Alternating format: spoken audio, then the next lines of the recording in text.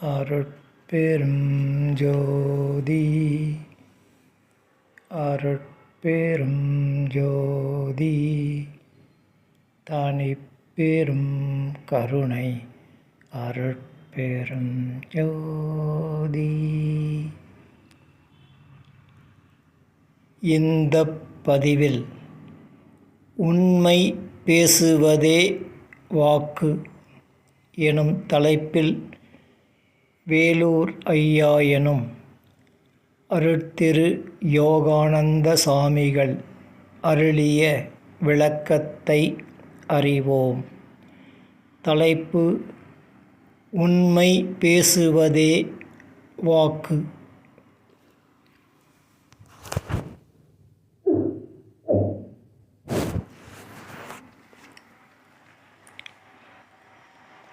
கற்றலெனும் கேட்டலே நன்று. கற்றல் கண்ணால் நூல்களை படிப்பது நன்று. அதனினும் கேட்டல் நன்று. எவ்வாறு எனில், கற்றவற்றை அறிந்து செயல்படுத்தி அனுபவங்களை வாக்கினால் அறியச் சொல்ல செவியினால் கேட்பது அதனினும் நன்று. கற்றவர் கற்றவண்ணம் நடவாது கற்றதையே சொல்வதை கேட்பது என்பது கற்றலினும் வேறு அல்ல.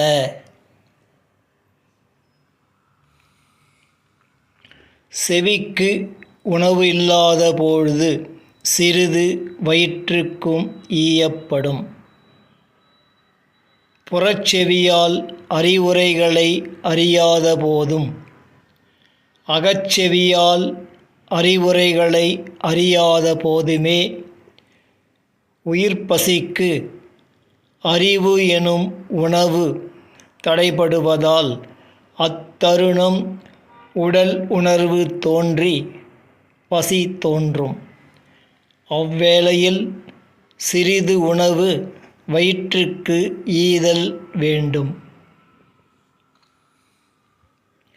உயிருக்கு அகத்தும் புறத்தும் உயிர் உணவு புசித்து இருக்க உடற்பசி தோன்றாது என்பதை இதனால் அறிக.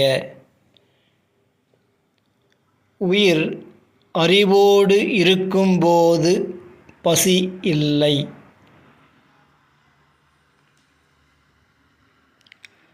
பகுத்தறிவையும் வாக்கையும் பெற்றவன் மனிதன். எனவே உண்மை பேசுவதே வாக்கு. உண்மை பேசுபவனே உயிர் உள்ளவன். பொய் பேசுபவன் இறந்த பிணமே. பொய் பேசுபவன் ஊமையே. பேசாதவன் ஊமை. பேச்சு பொய்ப்பதால் பேச்சு பொருளற்று போம். எனவே பேச்சு பொய்ப்பதால் இவன் ஊமையினும் வேறல்லன்.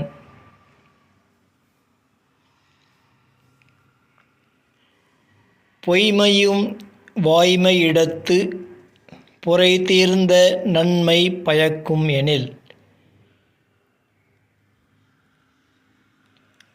உண்மையை விளக்க படைக்கப்பட்ட கதை நடவாதது ஆனாலும் கேட்பவரை உண்மை வழியில் குற்றமற்ற மேல்நிலை பெறச் செய்யுமானால் அது வாய்மையே.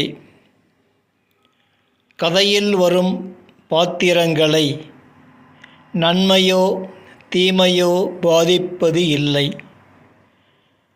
கேட்பவர்களை தீமையினின்றும் காத்து நன்மை பெறச் செய்வதால் வாய்மை என ஆகிறது.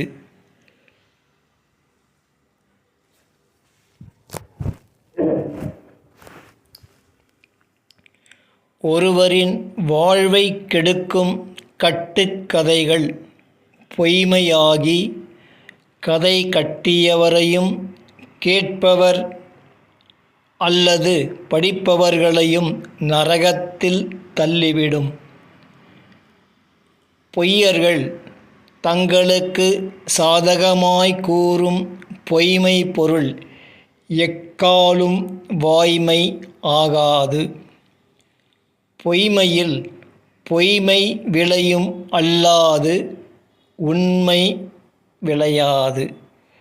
விளக்கம் முற்றிற்று. இப்பதிவும் முற்று பெறுகின்றது. அருட்பெரும் ஜோதி அருட்பெரும் ஜோதி தனிப்பெரும் கருணை அருட்பெரும் ஜோதி.